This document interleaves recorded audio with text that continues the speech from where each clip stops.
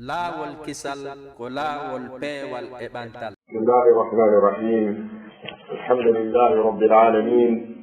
Alhamdulillahi alladhi ja'ala li kulli shay'in bidayatan wa nihaya. Ja'ala lid-dunya wa lil-hayati fiha nihaya. Fa kullu shay'in indahu bimiqdar. Wa kullu shay'in halikun illa wajha. Ashhadu an la ilaha illa Allah waliyyus salihin. Ashhadu an la ilaha illa Allah wahdahu la sharika lahu. وأشهد أن محمدا عبده ورسوله صلى الله عليه وعلى آل بيته الطيبين الطاهرين وعلى أصحابه المجاهدين الكرام وعلى من تمسك بدينه وهديه إلى يوم الدين. عباد الله، فاتقوا الله تعالى وتمسكوا بتعاليم الكتاب والسنة،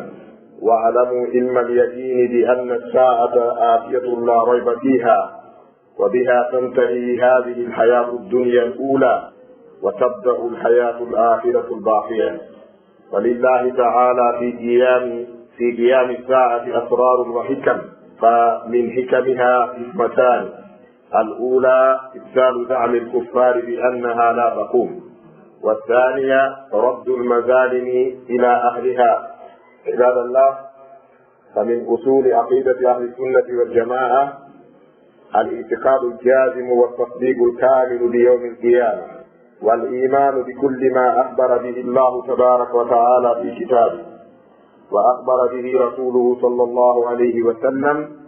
مما يكون بعد الموت من بعث وحساب وثواب وعقاب، وحتى يدخل أهل الجنة الجنة وأهل النار النار. يقول ربنا جل وعلا: وهم بالآخرة هم يوقنون. وهم أي أهل السنة والجماعة يؤمنون بأن وقت قيام الساعة علمه عند الله تعالى، فأمر وقوعها أو وقعتها من الغيبيات التي لا يعلمها أحد إلا هو سبحانه وتعالى. ومن زعم علم ذلك من العباد فهو كافر إجماعا. عباد الله، فإذا كان الله قد أخفى وقت وقوع الساعة عن العباد، فإنه تعالى قد جعل لها أمارات وعلامات وأشراطا تدل على قرب وقوعها، والإيمان بتلك الأمارات الصحيحة دراية تدخل في الإيمان باليوم الآخرة، وهو ركن من أركان الإيمان. وهي أي العلامات قسمان: صغرى وكبرى. عباد الله، فعلامات الساعة الصغرى هي التي تتقدم قيام الساعة بأزمان متفاوتة وأزمان متطاولة، وقد يظهر بعضها مصاحبا للأشراط الكبرى، وهي كثيرة جدا نقتدر بذكر بعضها. أي أولاها بعثة النبي محمد صلى الله عليه وسلم وختم الرسالة والنبوة به، وفتح بيت المقدس، ظهور الفتن بعد وفاة النبي صلى الله عليه وسلم من ظهور الفرق الحدامة من الخوارج والصبغية، ورابعها اتباع سنن الأمم المالية من اليهود والنصارى، خروج الدجالين وأدعياء النبوة، كثرة الكذب على الله وفي المعاملات، رفض العلم والتماسه عند الأصابع، وذهاب الصالحين وقلة المحسنين، أو غربة الإسلام منها، كثرة القتل والموت الفجأة والهروب الأهلية، انتشار الزنا والدعاية إليها، ظهور المعازف والمغنيات والخمر والربا، تضييع الأمانة وإسنادها إلى غير أهلها، ومنها زعامة الأراذل من الناس، ومنها تقارب الزمان وقلة البركة في الأوقات، فمنها كثرة الظلم والجفوة، فمنها كثرة النساء وخروجهن كافيات عاريات، فمنها ظهور الشرك وحتى تؤبد الأوثان، فمنها فتح روما، وغير هذه من علامات الساعة الصغرى الثابتة في الأحاديث النبوية الصحيحة الكريمة. جاء بأن باوي يقول الله سبحانه وتعالى نقول النبي محمد صلى الله عليه وسلم رجعنا الله ودان بكلامه دفوده إلى النود ألا كو ألا فوده ألا كو ألا لنود تناسان كو الله kanko Allah tabaraka wa ta'ala o ala fuɗɗode o ala lannode e ko ɗum woni huwa al awwalu bila ibtida'in wa huwa al akhiru bila intiha. kanko Allah subhanahu wa ta'ala kanko woni hattiɗo mo ala fuɗɗode, al awwalu bila ibtida' wal akhiru bila intiha. kanko Allah ala ñande o fuɗɗi, ala ñande kadi wiyete ko ha ɗon o woni Allah. amma piiji hejjiti ɗin fof e majji o waɗaniɗi fuɗɗode, o waɗaniɗi lannode. ko ɗum waɗi kala ko ɓe hittidiri nden toɓɓere ɗon walli fagol defte nde hino yewta e fi lannugol ko ko waɗa ko ko daga ko wiyete nihayatul kawn. ɗum noon lannugol ɗan ɗo gurnan aduna qur'ana tabintini ɗum, sunna on tabintini ɗum, haqqil hituki kin tabintini ɗum, hay gande heefeɓe ɓen tabintini ɗum. jannguɓe science ɓen no anndi toɓɓere wiyete ɓen Armageddon ka science. Armageddon ɓeyna ɗum la fin de toute chose, kala ko ari ka hoore leydi ɗo ñande goo lannayi. eno woodi piiji lannirayɗi fettugol, no woodi lannirayɗi sumugol, no woodi lannirayɗi ɗayɗugol, ko ɗum wiyete Armageddon. eyi ɗum ɗo kaka gande heeferɓe ɓe gomɗina Allah tabaraka wa taala, ɓe gomɗina alqur'an. ɓe nganndi wano américain jo gooto windowo ɓurna kadi filmuji no wiye Bruce Willis, emo waɗi deftere jande emo inni nde al ajaib, the exclamation. e nden deftere ɗon emo wi'i wonde no jeeya e ko nganɗini mo piiji ɗi fof lanni. joni noon si fof lanninowo ko ɗum lannatamo. sakkitorde nde woni hon ɗum ala ko lannata on lannowo ɗon. ko ɗum woni Allah wal akhiru ila intiha. Allah ko sakkitiɗo mo ala lannode. o waɗani ɗan ɗo gurdan darorde, ɗan dogude ha ñande goo ɗan daroto. o waɗani aduna on kadi ko ila ajal, ko ha e najal, ñande goo hara e aduna on ɗiwi. eɗen seedito reweteɗo wo ala e dow handude e rewede, sina kanko Allah tabaraka wa taala piiji ɗi fof makko ko heɓɓa ɗum. eɗen seedito wonde Muhammadu ko nulaɗo Allah e dow goonga, o yettini diina kan. kala fuɗɗituɗo diina ɓaawo yettingol makko o aaƴike fenande, o aaƴike sinca ɗum, o majji, o alana ɗum joɗɗitina yiite. kala ko sincaka diina, kala ko sinca fuɗɗitaka diina, jommum ala baraji ko daɗata kadi leɗɗe. eno jeeya e ko bidiyaji ɗi hulƴinori, wona wigol tun ala baraji, bal ko a nangeteɗo kadi.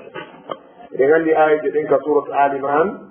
Allah tabaraka wa taala wi yawma tabyaddu wujuhun wa taswaddu wujuh fa amma alladhina byaddat wujuhuhum fa fi rahmatillahi hum fiha khalidun wa amma alladhina swaddat wujuhuhum akafartum ba'da imanikum fadhuqu al-'adhab. Ibn Abbas kanko woni hibrul umma on, bobo jibina nelaɗo nelda bobo on, ɓe toɓɓimo ɓe innimo, ɓe du'animo kadi, ɓe maagi Allah faamimo diina kan, andina mo firo qur'ana. kanko fiɗi ɗe aye jowi ɓawo ayeje ɗe jippike ñande geece rawmi e ñande geece ɓawnata, sahabaɓe araɓe ɓe heyɓe ɓen ka diina, ɓe faala mokkagol sahabaɓe ɓaleɓe ɓen. ɓe wi onon kan Allah yewɗifi naatugol yimɓe yiitata ko ɓe ɓaleɓe, onon noon on tagama ko ɓaleɓe, kono ɗaɗinoy ton. Ibn Abbas naagi wallahi laysa zaka ma'na qawlullah, wona ɗum woni ko Allah wi ɗo. ko Allah wi ɗo ɓe geece mum rawnoyta ɓen hum ahlu sunnati wal asar, amma ɓe geece mum niɗɗitoyta ɓawla ɗen ko hum ahlu bidai wal hawa. yimɓe beleɗe, yimɓe rewiroɓe Allah ko sinca kon, ɓe ara e ñande dargal ara geece maɓɓe ɗen no niɗɗiti. haray ko wiyete bid'a ko hunde nde julɗuɓen haani woɗɗitade, sabu on ɗum ferdinay dewal ngal, faway kadi on ɗiɗi nangede. hadiseje ko ari kon e fi muɗum liñetake, defte ko walli fa kon fi rentingol moɓɓe ɗen e bida e fawi e guluji tati deftere. no woodi karama koɓe dewtidirɓe defte, wano cheikhul islam ibnu taymiya allafa fi mawdui lbidayi actar min 50 kutuban. kanko mari defte ko ɓuri 40 yaltude e ɗen ɗe yiyaka. ɓe ndaari wano imamu Shafi'i de sahibu al itisam, kanko mo mari defte ko fawi e sappo ko walli fi rentingol moɓɓe ɗen e bida. ɓe ndaari ka meɗen Fuuta Jallo ɗo, ceerno Samba Mombeya, eɓe maagi ko wiyete bida, ɓe maagi ko kullu qurbatin taqarraba biha al abdu ila allahi wa laysa lahu dalil fihi min almasdarayni. ko wiyete bida koko goɗɗo ɓattori allah tawi o ala dalil muɗum ka ɓurirɗe ɗiɗi ɓurirɗe sharia on ɗe ɗiɗi ko qala allahu wa qala rasul. ɓe jaaru ceerno ishaqa dongol eɓe walliti deftere ɓe maaki nden deftere ɗon ko halaku ahlil hawa ko halkare yimɓe beleɗe ɗen. ɓe ndaari ceerno ibrahima ndama ɓe walliti wonde ɓe winde rentine fuuta e sincaari. sifa ɗiɗo piiji fof ko tindini ko wonde hari ɓen faalanoka ɗi bidiyaji wonaɗi e dow muɗum hannde. yo allah tabaraka wa taala ittu en e majji o itta yimɓe meɗen e majji. jiyaɓe allah o wi hule allah jogito ɗon ko diina mum kan janni en kon immorde qur'ana e sunna. yo ɗum ɗo yonni o wi anden wonde gandal yananede wonde dargal ngal ko araygal sikke wo ala ko ɓeengal ara. o wi ko sabu daragol dargal ngal gurdal ɗan lannirda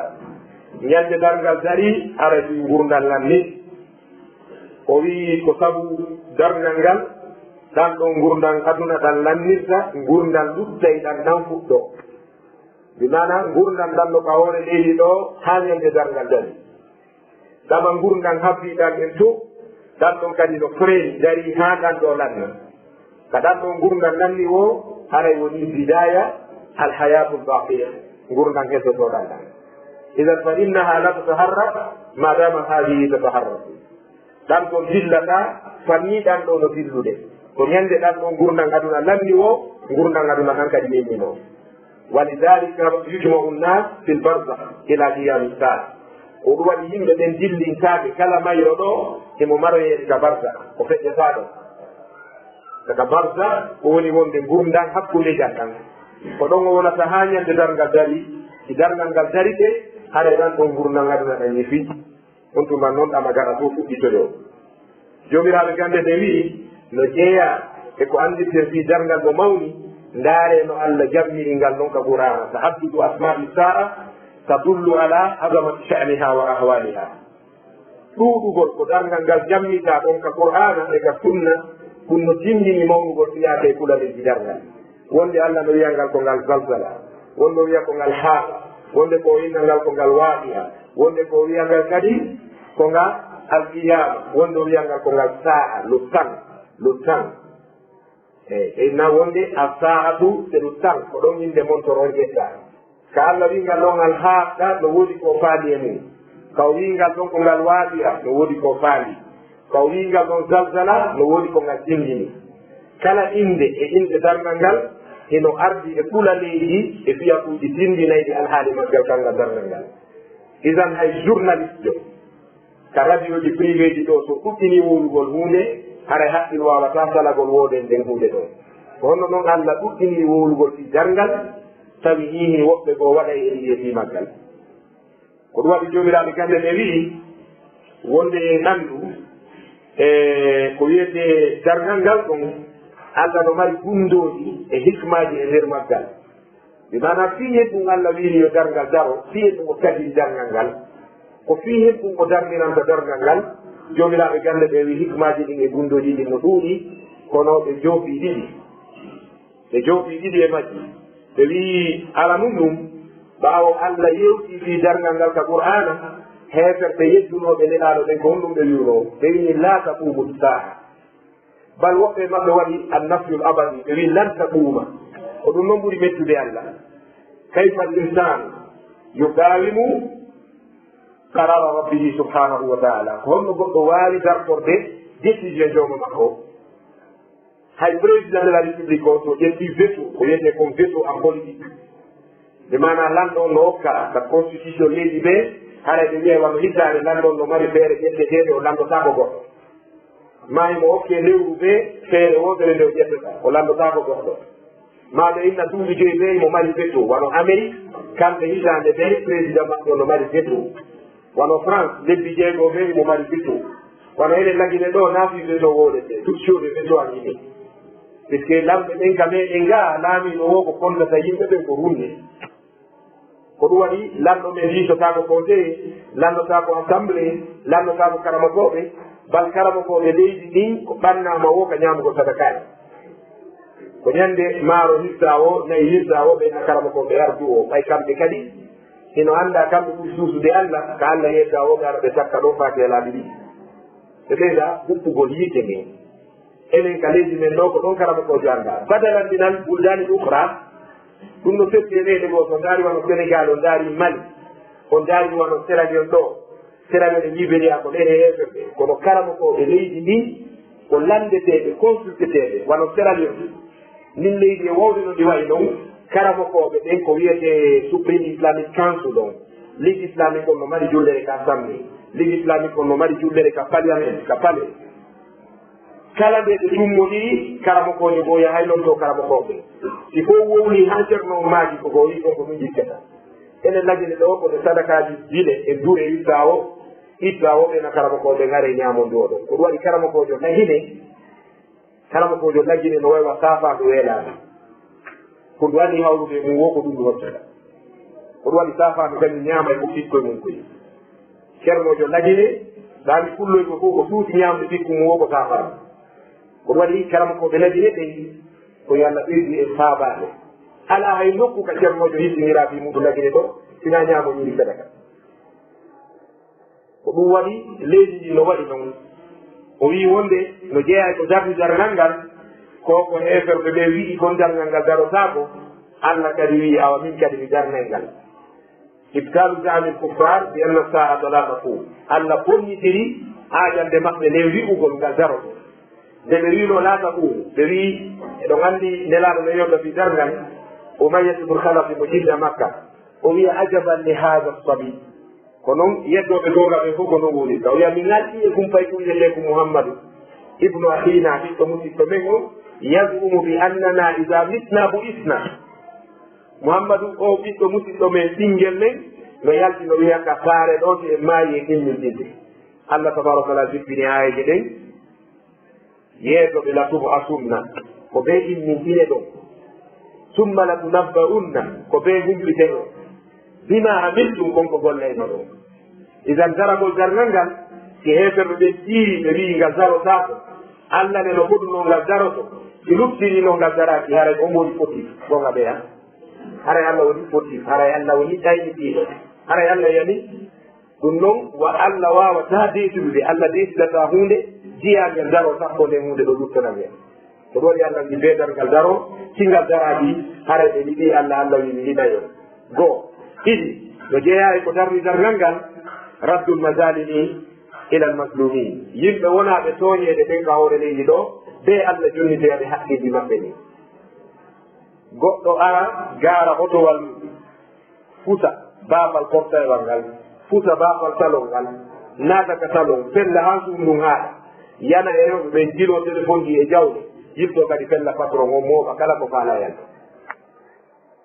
rewɓe fayɓe wulla ɗum haa sakkitora on ɗum jeɗɗugol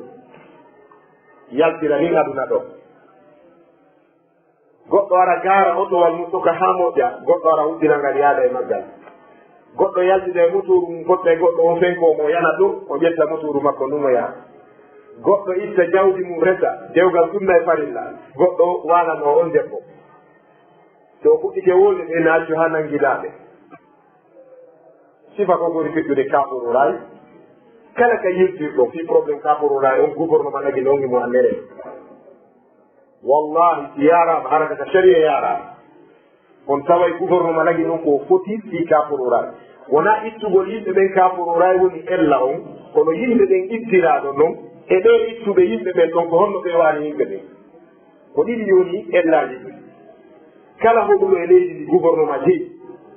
ma ko wiyete ko leydi ndin kafi on par ce que kala ɗummol leydi wiyetendi zone d' état ko faami tawa kanko guetano e hoore mum président o jeeyamen tum ndere ministre jo jeeya ɗon a jeeya ɗon mi jeeya ɗon ɓiɓɓe leydi ndi fof no fotay ɗon masalan tawɗo kaporora liɓa 98 FTG on ka darna ɗo ɗon radio télévision guine en ɗon ɓiɓɓe leydi fof no kafi ɗon fof ɗo nafitorde kono e hino probléme ha woni ɗon ɓe ministirɓe wonɓe darade liɓa cuuɗi miskinɓe kaporora ɗo ɓe fof no cicci cuuɗi mum ɓe leyɗe harmuɗe darnuɗon ɓe fof no darni e zone réservé ji ko maɓɓe ko menetake bat président yo lagine ɗo ƴette laami noon fewnoɗo le professeur Alpha Condé il voyage combien de fois il gaspille combien de francs comme woni mo gandaɗe on to ɗi woni yaade homo ɗuɗi landaɓe donc leydi ndin ko kala wonɗo dow waɗa o hikkullul burure hoore toto koye koye leyga donc e noone on kadi wiyen kadi caɓorora e darnama ko honto o gouvernement wonno o har jiɗe makko no ombi ha ɓeɗiɓe ɗi leydi ƴetti jawle mum darni no andi ɓe noon cuhum no metti reedide lagine ɗo ɓay wallahi ko kaso e kasa e nawnare heɓe ɗum no welirde lagine ɗo kono suudu weɗa e ɓeeɗi adnalno fuu ton jindi kono noon ɓe wi wo mo nanganari ƴamal o andata doole koto makko nde kaɓe ngure makko mo fuɗɗaki suudu o andata jon suudu ko gorɗi kon e ko wakkili kon goɗɗo ñeeñina no guine e ɗaɓɓirte jawɗi noon ka diaspora ka yaati e nder ga ɓay pellet suudu liɓama kamorora chambre nayi e salon jummirawo darnuɗo ɗon on ko kaaƴe koccu o piɗi ko tappi ha heɗi ɗum suudu ɗon mi yi goɗɗum ko hawni angula angole ɗen miskinɓe leydi ɗi ɓe falama darnude faalaɗo suudu angula ko onno gerrata meɗen iwi luwanda meɗen yaaɓe malange saare maɓɓe ɗe 420 kilométre la capital yaltugol luwanda biyana yaltugol capital ngal ɗon mi yi barakiji cuuɗi toolji no waɗa mi landi wonnoɓe doginde ɓen alaji ismaila wiɗi min alaji ismaila ko honɗum e jooni ɓe wi angole ɓe koni ɗaɓɓete suudu cuuɗi si neɗɗo mo tampiya e ɓaare suudu o ƴetto ewni toolje leɗɗo wara o cikka e leydi gouvernement o o waɗa ɗon barapil fa waalo si laamu ngu ngari wi ko mo woni ɗo inna komi ɓena ko ɗum wonnuma ɗo innami ala kami hoɗa ɓenna wayuɗo may min jonde suudu ɓe darnanemo suudu ɓe daratimo gollude ɓe darnira capacité makko ɓenna gollu yoɓa gouvernement hay ɓe deɗɗuɗinoɓe ayiyey goɗɗo no fuɗɗino yoɓde suudu angola sa ko ɓiɗɗo makko lamite dow yoɓugol sénégal ɗo la même chose leydi wiyetendi ko jaareni alatina tiga gouvernement gara jarna cité ndaara mo ɓe e capacité mum hunnanomo chambre salon ɓe jonni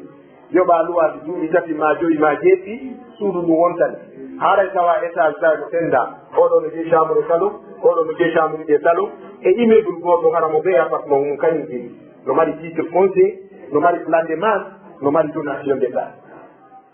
ko ɗum wiyete wallugol ko taaɗuno fewdo ka ɓantugol tawa enen koye liɓugol fewndi ɗen bal mo ndaari ndi leydi lagine no ndiwanoɗi ni o tawa memugo suudu goɗɗo hay Conakry hay kalum koye jogoyagal jeeya puisque gurure e ɓelle ko lagini jogii toon ɗo ka kulle maro e ka bompe maro si tawi no hande nini ara laamu ngun ɗo ɓe wonɓe en laamade na jarribaɓe na e jarribaɓe ngal capital are no ngal ɓoranoma e Conakry ɗo puisque ndaare basko toon ɗo nangon ɗo dow kagbelen ɗo haane moyon kola ɓuñi ndi leydi waaliɗi ɗo alaka capital laɓe tewa ɗo tout plat on faami enene utti ɗo e ɗi guyanji e ɗe pelle ɗo e ɗe gayɗe ɗo oɗɗoje no jula e pelle ara waɗa yimɓe naata cuuɗi yimɓe kuranji no waɗa mas rien e organisé yimɓe ɓen hay wonkiji maɓɓe ni no maɓɓe wallahi hakke ko tampa saako ɗo kadi fewnoɓen kadi liɓugol suudu ɗum c'est gauche kamɓe anndi ko warri ɗum kono noon wallahi ladim kala neɗɗo fijirɗo baarugol laawol ka yimɓe woowi rewde sabu nayi ɗumɓene makko ɓe waɗi ɗatal laawol anndangol woowangol allah baara e mum gurdatan kala tiiniɗo liɓugol cuuɗi miskinɗe allah liɓaymo ndaare ibnu mamba hissawno ko kabari oya lanɗo arnoɗo te yummirawo no ƴetti kuuka ko wiyete kuuka ka ara arabu ko wiyete baraka yummirawo ngala hay nokku ka waala waɗo ƴetti barakiru o baki e pale o pale présidentiel o lanɗon kikinere no waɗa promenade o wi hombo baki ɗum o ñoogue ɗo e pale arnon ɗo ɓeyni ko yummirawo torotoɗo o wi fittanema no witton ɗo gardiɗi yiyade mum fitti ha laaɓi yummirawo ngaro jikire e soru wi holto barakiru andu woni o jindo taari pale o yaari goɗɗo wimo naɗo ndu wonno gardiɓe fitti si lanɗo wiyo e ittu yummirawo yini awa lanɗo waɗi ɗo ko andari tawi mi toroto allah e hoore makko mi lanɗoto allah lande ɗiɗi fanni o jaabaki lammiɗo jokkude yummirawo fewtiri qibla o wi allah ko an waɗi lam miskino ko an waɗi o wawɗo allah min mi yaltitoroyagol komi ñaama o no hebbini ko ñaama allah mi basicuhum an kum e duusuudu makko ɗo kami ɗuwo o ari o waɗi doole makko ɗen o liɗi cuhum an kum allah honɗo wonnoɗa ha ɗum waɗi tawataari alaaɗo min ɗo mi alaa fermi elan ɗon allah ko anndi bila suundu an anndi ɗo haɗu liɗa ino hakkude ɓen ene liɗa allahu tabaraka taala ɗoɗi jibril o wi jibrilu munciɗanan ɓale lamɗo o kanko o gardi o lamɓe makko o e ɓen gure makko nde fof halkiɗaɓe ɗo oɓere ndaare Gadafi annduɓe tarika annduɓe ko wiyete ko jogiiɓe ko wiyete liye e médiaji ɗi fof no anndi on to Gadafi heeɓi Gadafi ko heeɓi Libi koye jurol liineji wiyeteji Benghazi ɗo nganndi ɓe mari saare ɓurde jantude nden e Libi ko ɗon pétrole o woni ngaluji ɗen ni ko ɗo woni Benghazi ɓay o laamike ko ɓen adi o ɓosaade hoore makko ɓe wi a warata kawma laamoɗaami wallahi Gadafi waɗi hélicoptére ɗe yahi junji ɗe conndi ko conndi o areewi o jippini gardi gala o doguɗo laawi o nangi ɓe o wari yimɓe Benghazi ɓe o mehiti maɓɓe o jaasini ɓe o watti ɓe fakku tawi ɓe ala accé natugol kalarɓe ɓe ala accé wonugol police ɓe ala accé wonugol ministre a yiyayno gouvernement makko 40 ministre ara ko ɗiɗo yi Benghazi tawi noon ko ɗon ngalu leydi woni ko ɓen kadi ɓuri wakkilaade e leydi Allah tabaraka wa taala accimo ɗum o waɗi ko faala yiyayno cortège Gadafi no feƴƴa ɗum kam ene lagine majjata e wi ko waɗi ɗo ko ka 300 pick-up ara no waɗori gardi e larmuji e radarji mum fale makko on hay julle jooɗeteeɗe ɗen bordo kenje gardiɓe makko ɓe ngara en waɗa radar détectoire ko andina wonde bonɗo no arde ko ɗon ɓe arɓe sofinimo koye tiyowol ɓe sofinimo ka koye tiyowol o softa ɓe pullo Fuuta wi mo waawi yo wat joyi sabu waawuɗon no waawi kala waawuɗo en torki Allah tabaraka wa taala e miskimɓe lorraaɓe e sirɓe lorra ko laaɓi fof gooto ka maɓɓe ɓe dardi ɗiɗi tawata hay gooto yehi ɗon itti birkire kaporuraji tawa koye koyɗolo darni no suudu ko yakkasatan no waɗi police on no ɗon gendarmerie on no ɗon justice on no ɗon habitat on no ɗon quartier on no ɗon commune on no ɗon et puis ministére on no ɗon haa ɓe miskimɓe ari ñappi koye ciwoye maɓɓe kaɓe tora depuis combien de temps wano kippeɗe wiyama coɗino ɗon koɗi darnira matériel on ko sili soodira ɗum ko feɗo sekkuture yimɓe ɓe mooɗi ka justice fii hullitoyagole hoore gouvernement ko ɗum tari yawni o démocratie tappaleɓe dokkaɗo ɗo o himo mari ko wiyete tugale tati ko wiyete le pouvoir exécutif le pouvoir judiciaire et le pouvoir législatif ko noon kamɓe ɓe wi pouvoir judiciaire on koti lalɗo leydi bonnima hiɗa mari haɓɓe wullitoyagol hamɓe président on ñaawi to si gouvernement on toonima a wullitoy to avocat ma on e avocat d' état on tummonira ɓe ñaawa pourquoi yimɓe kaporora e ɓeɗen wullitika justice avocat gouvernement yeyaka représentant porte parole gouvernement yeyaka ni le président eya jooɗe ka mbaro hanjison inni hooɓe min tawoyayon ka momme yeeso ko décision omo ƴetta kono ɓe ardi ka maɓɓe kippede ɓe innino délégation ari waɗi réunion quartier ɓe inni tiggi jom men ñaawi ko laamu mum ari gonga hanno ɓe sommidiraɓe ça c'est quelle justice ça c'est que ce pays là est pourri par l'injustice ndi leydi meɗen ɗo ko ñondini lajone ɗo si Allah faabake eɗen e freni taw no hultini wota taw ko enen Allah wi fayna tasabu konto fof iduɗo si Allah wonu balɗo ɗo jeeya e ko darni darngal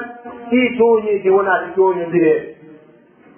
oɗo darnuɗo e leydi état o tooñi yo itte ɗon kono honno ittirte yo ittire ɗon wa bane haadam oto ittire ɗon wa ñene tewa ndaare hay ndow warowo nduru o huulanay warowo ñemetewal huulanay si bareeru ma feeji a huulanay ka wargol wona bani adama jogi torte ɗon e nder kullu mburure tawa hay goto haajaka kono Allah kanko mo haaja aqulu qawli hada wa astaghfirullah li wa lakum istaghfiru ghafur rahim bismillahi rahmani rahim alhamdulillahi rabbil alamin wa sallallahu wa sallama ala nabiyyina muhammadin wa alihi wa ashabihi ajma'in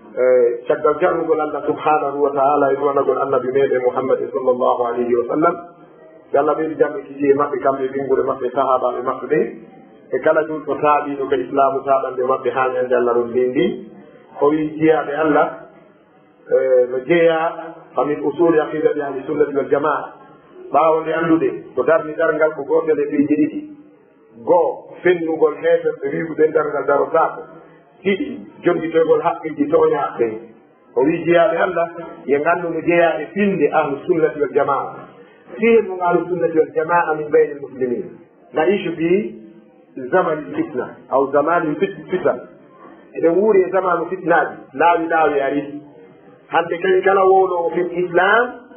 go be o wola fi sunna on siko gonga on o faala yo bantu hore kala wolo fi julɓe o wolay fi ahlu sunnati wal jamaa limaga o ɗum kadi hinaɗo wattino en ɓe maaki hadise juutuɗo irbadu bum sariya hadise makko o ɓe maaki wo man yahish minkum fa sayara ihtilafan kadiran kala wuruɗo e moɗon o tawoyte durre hewɗe on fata yara ɗon ko bi mana o tawoyte wona yiɓugol tum no woodi ɓe jaari ɓe lurre kono ɓe tawama zamanu majje no woodi julɗo ɓe annda woni ɓe lurre no lorri sa nani julɗo no ina hey erte o laawi laawi fof ko allah woni rewde siya ko julɓe tijjani ko julɓe kaadiri ko julɓe mbiɗe ko julɓe ndure ko julɓe onon kadi ɓe mbayi ɓen onon kadi ko julɓe jikiri fof ɗum he defte ɗum fof yaldi sa naniri kan julɗo ko honno andirta ko honto placata oɗo ko ɓe wiyete ka pular anda yiriweeti andi ɓeɗo a tatana waɗɗo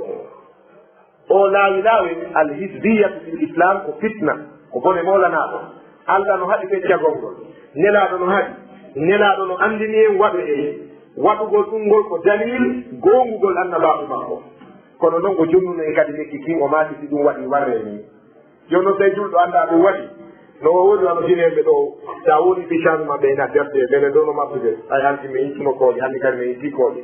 hanndi kamɓe si ɓe ñaami fuɗɗi ɓe ɗi ñiiri lowani lamɗa ñaloro ɓe ñaami fekeri wattude cikinde pour eno payeta marche kamɓe ɓe annda ko ɗum goɗɗo wimen ɓe balɗo kaljele ɗo wi ko ɓuri moƴƴude guinée fof koye hukke balɗowa hara goto acca naɓe jikkoye jippinoye abijan acce ɗon yonte hara goto suddaka mo ɓe jonne ko ñaama jippinoye abijan acce abijan yonte baɗɗo wi rondoɓe kadi naɓaɓe dakar jippinoya ɗon acca ɓe ɗo yonte rondoɓe artira lajene ko walla e koccidire hamae e warde puisque mo ɓe ndara wellaynan ko a dugula ko an perdini en warde si neɗɗo ala ka o eɓɓa si neɗɗo anda goɗɗum ngo sina ka won ɗon o andata ka o fewñino seke yimɓe no lajene ɗo ko huma minne kamɓe tennudu wifi bindi ɓe ñaaɓe ittikoje ɓe totti ɓe waldi kamɓe ara e mardi ota pinka ardu kamɓe ara e ɓe ndi ini makkude anda hay nokku anda fu ko honno wa o fam acci ɗum yaha ka aéroport ɗo guiné jom iwa ka yaadi o tippo ka avion nanngamo ina comment jo avion monde o inna ɗum ceerno yo allah faabo en hayde ko sénégal dakar ɗo yeeyo arti neɗɗo feete wonaɓi noon si allah naɓima e leydi go a yii huwodire yimɓe numɗal yurmodiral wallodira ɓantal ndaaru eɗen autoroute wallo nanngaɗo autoroute konakiri capital ngal fof no fota e commune ɗileyɗe goo si a ƴetti konakiri a tumbi e nden luwanda ko wano commune diyana o a faala luwanda no mari 14 commune kinsata no mari 34 commune on faali min afrique to afrique du sud capital ngal johannesburg eɓe mari 16 commune eɓe ɓe wona ɗo figommedi commune 5 commune ka on faali population lagine o fof o yona 25 millions yimɓe kinsata no mari 13 millions yimɓe luwanda no mari 9 millions yimɓe johannesburg no mari 6 millions yimɓe ker no mari 50 e goɗɗum millions yimɓe donc koye pattalumni yimɓe koye seeɗani e rawno walla o ɓale sa ƴetti o ɓale ɓayiɗe ko rawni kon ɓalejo no wawa tigare mi bugama ka hollade tigare kada hollade pullo kadi no wayi e nder ɓalejo o wacca ƴetti métélan ɗo a tutti ka baro jawni kono fotite population taw no wolede ɗi 17 hono no wolede ɗi 7 milliards 8 milliards yimɓe enen koye 20 et quelques millions yimɓe donc ko en seeɗani kono fuskadi matta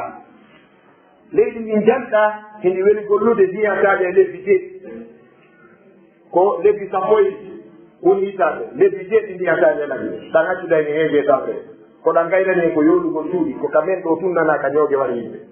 ayi penaji jane ko woni leydi ko leydi ala no ko huwodire bonɗe angal nunɗal yeɓugol hoolare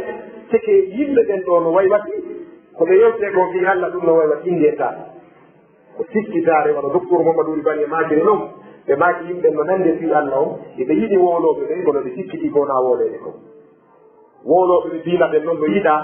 allah minde no yiɗa e heɗede allah minde jultaynenaɗo yimɓe yimmoyalta bayana si noddama ɗo ko dukkinɓe arata kono ko wona wolede ko yimɓe no waɗe ɗiɗen accude goɗɗo e guel ma accude goɗɗo e debbo ma cuulowo hoora wola ko jiina accitamo e jawdi ma accitamo e tumbu ma leydi anda e yono gomni gona wiyede ko ngaɗa ɗum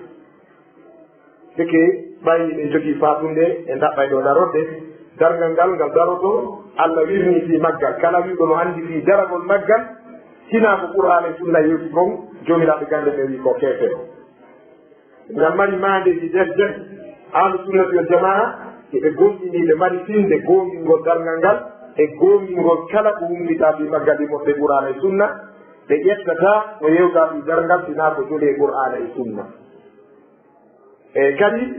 daragol dargal ngal waktu maggal on ko allah tun andi kala wonu e fi waktu maggal ko wona ko ardi e dalil haray o woni fenɗo e hoore allah wiɗo mo andi ko wirni on ko keefeero gonginɗomo e wiyonde mo andi ko wirni on kadi ko keefeero teddinɗo fi makko ko faati ɓe wi wonde no jeeya e mandeji dargal ngal adden ɗo hadise goto daroɗen miɗen dañi fatunde dargal ngal mandeji maggal on no pecca pecce ɗi eno toon mandeji jani e mandeji tosoki mandeji tosoki ɗin no lima telereji nogay e tati ko ada limtede e mandeji dargal tosoki ɗin ko nulede annabi meɗen muhammadi sallallah alih w sallam nulede makko no tindini mande dargal tosokere nden gila ñande nelaɗo nula ɗon e dargal darade ɗum ko mande wonde dargal ngal tokkidi an ɗon ko ɗum waɗi ɓe innamo o rasulum bayna yadayi saa ko nelaɗo heeduɗoy e dargal ngal iwgol makko ngol ko mande dargal ngal woɗɗa ko ɗum waɗi allah wi innahum yarawnahu ba'idan wa narahu qariban mo sikki ngal woɗɗi allah wi ngal ɓatti hay ko milliarde duuɓi no ɓanɗi par rapport ko heddi kon e daragol dargal ngal ɓuri fanɗude diini ko fetti kon e gurdal ngal ɗum gurdal ɗan heɓnotako wakko fetti kon hannde kadi jummitotoɗum ɓe wi nunede annabijo salam seede ɗum ko mande dargal nde deftere wiyetede kitabu chifa ka imam muslim hadise no nder ɗo fi bonu ñande goo e ngalanatande ƴiyal ngal goɗɗo gaynako arnoɗe gonuru no hiɓɓiyode dammol makko o ƴetti hayno fiɗi o raɗi annabi sa sallam hadis on himo sellike ɓaw ƴetti hayno o bukke bonoru ndum bonoru dogi daroy to mbini e moɗi an kadi a hettata ataruddu anni riska saqahu llahu ilayya allah soggay addude addanala mi nanga dammol an ara raɗoɗala sendinalage dammol ngol o yawi tahajjat o kaala ajibu yatakallamu bil arabiya ene bonoru a wona e arabu bonoru mbini ɗum ɗo no ngandini ɓe mi wona arabu allah neddolan dammu mi yana e kungara sendinalage makko hilta bayni wa bayna rizqi a heewi hakkude an e appitano udduma gaynako o wi bonoru mi ngaldi e ma bonoru meni ko ammi ɓuri ngaldude an hiɗa ari himmiri ndugol dammol ma ɗo hiɗa yejjiɗi nulede ɓurnaɗo tagi ko gon hakkude moɗon ka saare moɗon makka o nulama hande an hiɗa ari himni fi dammu wona fi wallitagol mo himniɗa on tuma bonoru ndu wi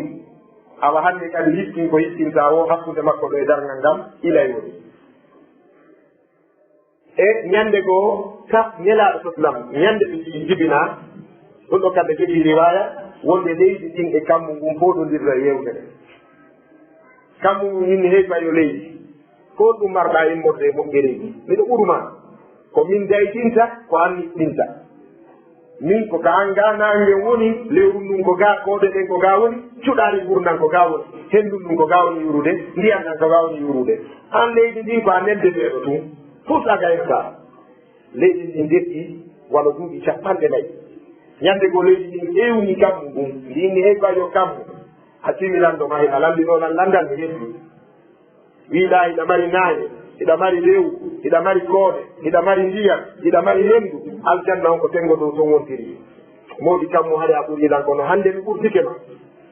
ene kammu a nani wonde ɓurnaɗo tagi ko o jibinama koye hoore an o jibina kammu ngu inni hombo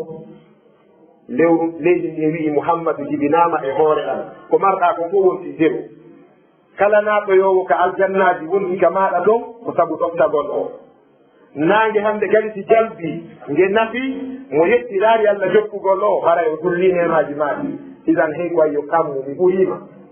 ɓe wi kammu ngun hersi ngu yooti ngu wi wallahi leydi a ɓurti ila sabu jibinede haade goto e hoore maɗa ɗum woni annabi meɗen mouhammad sallam leydi ndi wi he awa on noon jibinaɗo e an ko mande dargal hande kadi woɓɓodira maniji ɗin no ɗuuɗi jali ɗin no toon wano feenigol imamul mahdi yu ko probléme molanaɗo hakkude nde fedde weɗeɗi chia e sunna kala ko nan ɗon chia no yewta fi mahdi ko fenama kala ko nan ɗon jahilu suufi yatakallam fil mahdi fa'lamu bi annahu kazzabu ɓe yimɓe laawi hoyɗoɓe allah wiida e nelaɗo yagata to laama naman kala ko nan ɗon hiɗo hola fi mahdi yo ton ƴettu ɓay ɗon anndi mahdijo go no kene nden ɗo pullo fuuta wiisiɗo ko mahdi oɗo mahdijo mo islamu yewtiti mum on ko taanirawo nelaɗo o jibinte o waɗoye bay'a makka o laamo leydi ɗin duuɓi jeeɗi o heɓɓinani numɗal ko kanko kadi allah waɗoyta ko haɗitata yajuja wa majuja o lanna fi makke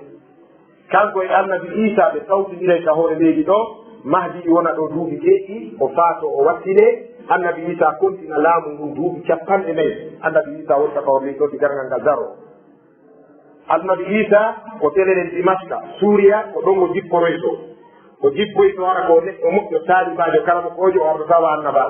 annabajo makko lanni ñande nelaɗo nulano almami mahdiyu kadi julna e annabi isa darde ɗiɗi waktuji ɗiɗi woɓɓe wi ko subaka e futuro woɓɓe wi ko jumare e subakaɓe ñande o jippi dimaska o tawa julɓe ɓen no waɗi no heɓulani jihad haɓugol dejjal masihu dejjal o ara o juula ɓaawo amir on o ƴetta kaako o wondida e julɓe ɓen o haɓa dejjal kanko annabi isa warata masihu dejjal to gandi noon dejjal ko fitna molanaɗo si ɗum waɗi duuɓi 40 annabi isa faato o wattine madinatul munawwara leydi ndi pottodira o wattine hakkude nelaɓe seydna aboubacre si ɗum ɗon noon waɗi on ɗuman noon jaabe wama feeñoye himba ƴakka yimɓe himba ñaama ɓaawo ɗum noon curkikin kadi jippoyo kamɗum ɗum fof explosion waɗa curkimi waɗa yaduna o e refti ɓaawo ɗum noon yiite nge yaltoya ko ngel ɗon toggoyta yimɓe ɓen ilal mahchar ila harbil mahchar yimɓe ɓen tummodoyaka dargal ɗi ñaawore verti final o ɗen ñande ara liɓɓe kapororayɓe no ɗon kamɓe e ɗiɓalaami ɓen korta mawɓe e kortuɓe ɓen harayno ɗon gouvernement lagino on haray ɗon ɗon on waɗa tuuba on waɗa paɗe on hippaji ɓufune gardi ala ɗon beere rouge ala ɗon sinkari ala ɗon mo beeno daroy no nene mum heɓirno ɗum noon allah tabaraka wa taala jippo o ñaawa wa jaa rabbuka wal malaku soffan de ñande mo yaadi ɗon e haqqe goɗɗo tawi ɗum heddaki serɗo tan ko andi no gertoya koye moƴƴereji ma ɗi rewoytema boniji maɓɓe ɗin jonneɗa aqulu qawli hada wa astahfirullah li wa lakum استغفروا الغفور الرحيم ربنا آتنا في الدنيا حسنة وفي الآخرة حسنة وقنا عذاب النار ربنا اغفر لنا نورنا واغفر لنا ذنوبنا وكفر عنا سيئاتنا وتوفنا مع الأبرار انترك الله تبارك وتعالى يلا دونتنا بوننا نعطي يا الله تبارك وتعالى جني تبيت لجن حق جماعة يلا فيونو ايه صوبه يلا فيونو بولا يرمتيه الله تبارك وتعالى ذنب يجعل يلا ذنب بدون ذنب سبتوي يكون يوم القيامة يلا فيونو لجن يلا مدنا يبتل لنا baabiraaɓe meɗen e karamokoɓe meɗen wuliɓe yo allah hinno yaafo yaltuɓe fi gandal yo allah hokku ɗum gande wuliɓe allah yaltuɓe fi ɗaɓɓere jawɗe yo allah hokku ɗum jawɗe laaɓuɗe dagiɗe ko allah rewi ɗe ko leydi meɗen antire ko surroroɗe yo allah tabaraka taala hiwan en suddiɓe men ɓe yo allah hiwan en suddiɓe men ɓe yo allah renan en teddule mawɓe meɗen ɓen yo allah hiwan en leydi lagine nde yo allah fewnan en sukaɓe meɗen ɓe yo allah fewnan en lamɓe meɗen ɓe yo allah tabaraka taala suran en karamokoɓe meɗen ɓen ga e yettereji ɗi yalla ɓuytu heereraɓum yalla ittan en ɗum yalla waɗe yondiɓe muñiɓe tuhiɗiɓe wa salli llahumma ala nabina muhammadin wa alihi wa ashabihi wa sallam alhamdulillahi rabbil alamin arrahmani rrahim مالك يوم الدين إياك نعبد وإياك نستعين اهدنا الصراط المستقيم صراط الذين أنعمت عليهم غير المغضوب عليهم ولا الضالين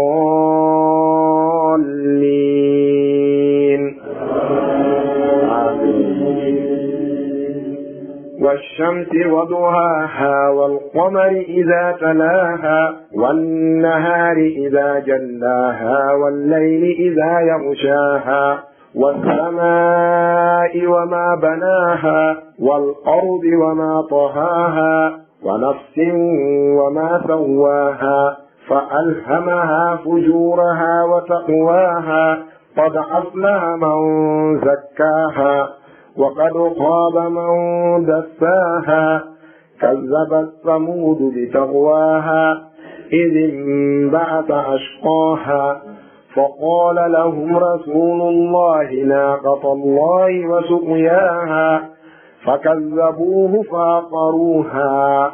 فدمدم عليهم ربهم بذنبهم فسواها ولا يخاف عقباها. الله أكبر. الحمد لله رب العالمين الرحمن الرحيم مالك يوم الدين إياك نعبد وإياك نستعين اهدنا الصراط المستقيم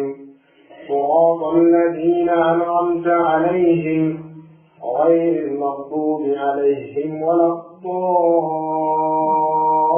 الضالين.